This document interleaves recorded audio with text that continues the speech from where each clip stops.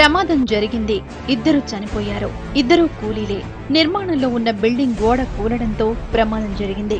కానీ మానవత్వం లేని కర్కసత్వం అంతా తర్వాత మొదలైంది. కూలీలు కావడమే కారణం కావచ్చు, లేదంటే హడావుడి కావచ్చు, బతికించాలనే తాపత్రయం కావచ్చు, ప్రమాదంలో చనిపోయిన వారి పట్ల క్రూరత్వం కనిపించింది.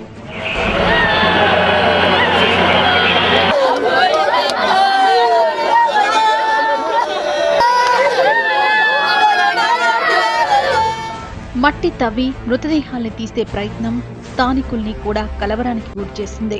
లోపల ఉంది మనుషుల మృతదేహాలు అనే ఇంగితం లేకుండా చిత్తర చేశారు. ప్రొక్లైన్తో విసిరిసిరి వేశారు. మట్టి ముద్దల్లాగే ఆ డెడ్ బాడీలు ఎగిరిపోయాయి. పూర్తిగా ఛిద్రమయ్యాయి. ఏ పాటుకాపాటు విడిపోయాయి.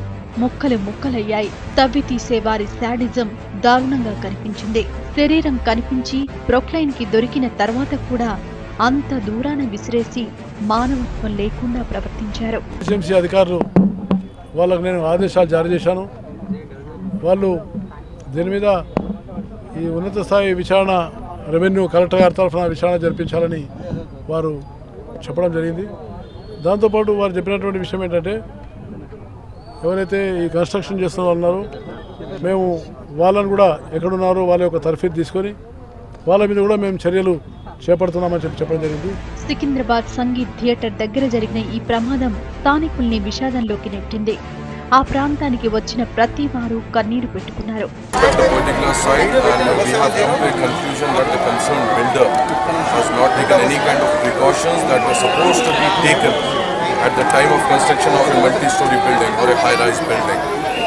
It is unfortunate that two persons lost their precious life over here.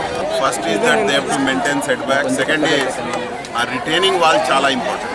ఎందుకంటే otherwise the nearby buildings కూడా దాని మీద ఎఫెక్ట్ పడుతుంది.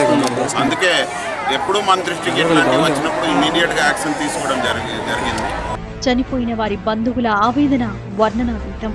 చనిపోయిన వారు కరీంనగర్ జిల్లాకు చెందిన శారద, వరంగల్ జిల్లాకు చెందిన రాజయ్యలుగా గుర్తించారు. ఘటనా స్థలానికి చేరుకున్న అధికారులు యజమానిపై కేసు నమోదు చేశారు.